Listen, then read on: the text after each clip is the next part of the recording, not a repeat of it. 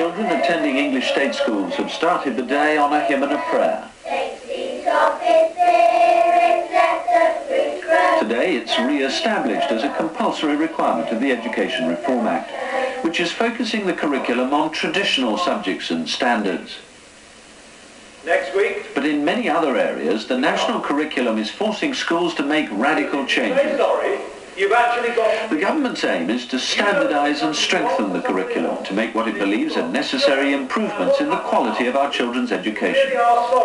In Avon, it's being implemented on top of a system which is already suffering from teacher shortage and financial cutbacks.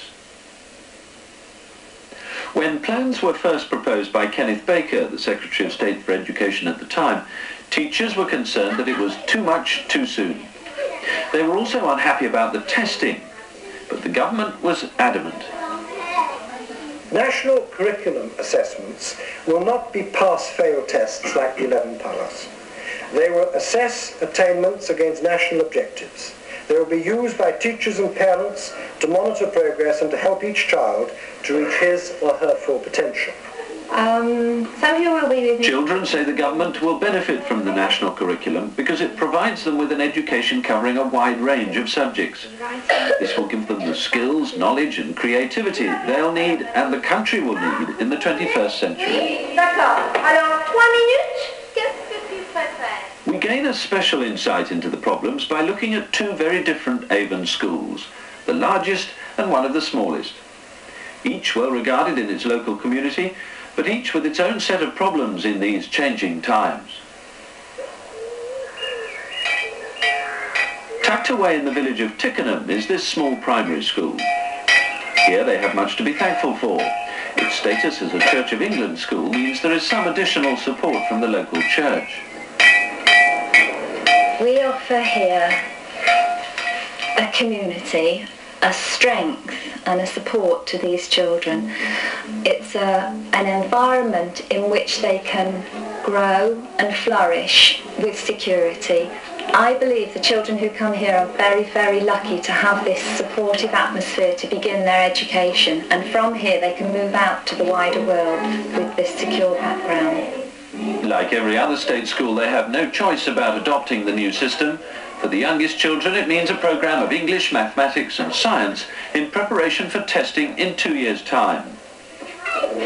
I'm very nervous about testing at 7. I'm very nervous about children failing tests at 7. What we hope to encourage in children is success. Once you feel you can't do something, then you stop learning. So I think these tests would have to be very, very careful. They shouldn't be tests. They should be tasks which the children are used to doing. They should be part of their normal classroom practice. They shouldn't be tests which are taken from somewhere outside and just planted on them. We want to educate the whole child. The whole of the personality is important. And just to concentrate on the academic level, which is very, very important, would be a great shame. We want to look at all aspects of their education. Testing has always been undertaken in primary schools because children continually need to be assessed, and therefore I think testing is good, so long as it is done in a sympathetic way, that the children don't feel their whole future depends on one test on one particular day.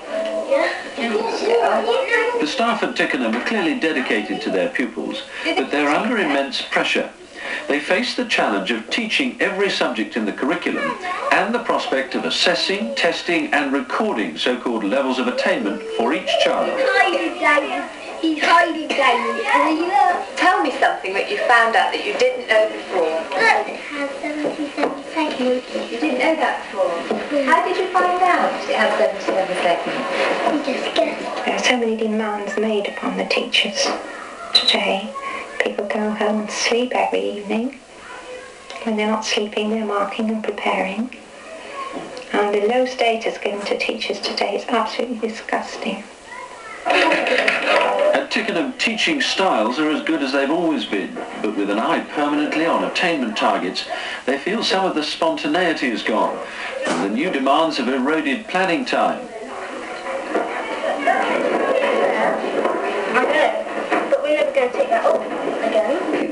quality of teaching and preparation can go by the board, because we're spending so much time in filling in charts and worrying about those, and there are only so many hours in a day, and we're after all human beings, and we can't do a tremendous amount of that. So I think really it's far better that we spend our time thinking about what we're going to teach children and how we're going to teach it.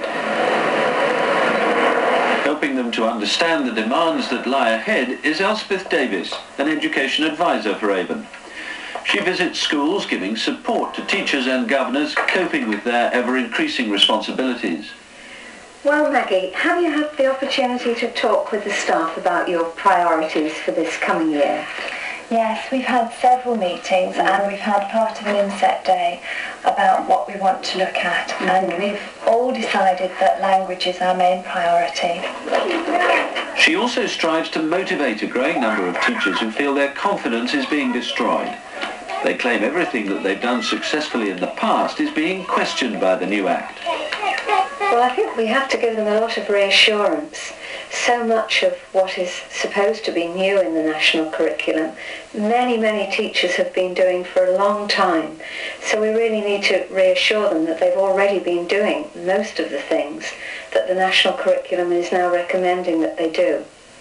So that's the first thing we do.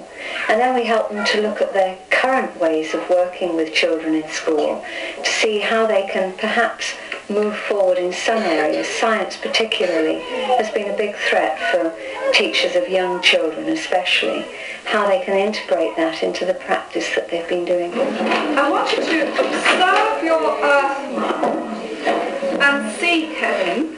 The new curriculum will eventually encompass 10 subjects.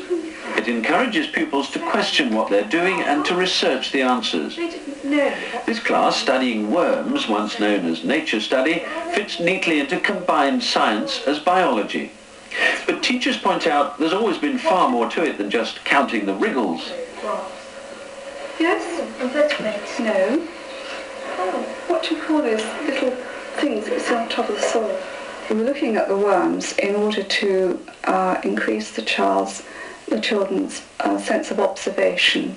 They had to observe for themselves without me telling them how the worm moved.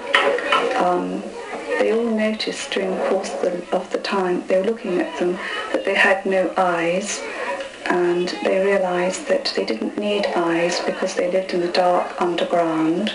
Then they had to think about collecting this information together and how they were going to record it in a sensible way. Don't worry about it, do it right then. Start again and do it right then. In mathematics, the national curriculum is calculated to teach much more than times tables.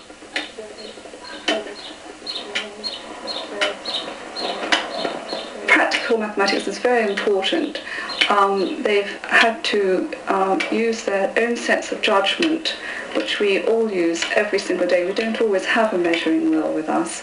So they can measure and estimate something in a number of meters, and then they go ahead and measure it and see how true the estimate is. It's a very useful thing to be able to do. We estimated 16 metres, and when we got down here it was 59 metres. So we weren't that far out. At the same time, schools are becoming increasingly competitive. Parents have the right to choose any school, and so head teachers have to show what they can offer prospective pupils. We encourage the preschool agencies and parents with young children at home to come and spend time with us before the children actually start school, to see what we're offering, to see how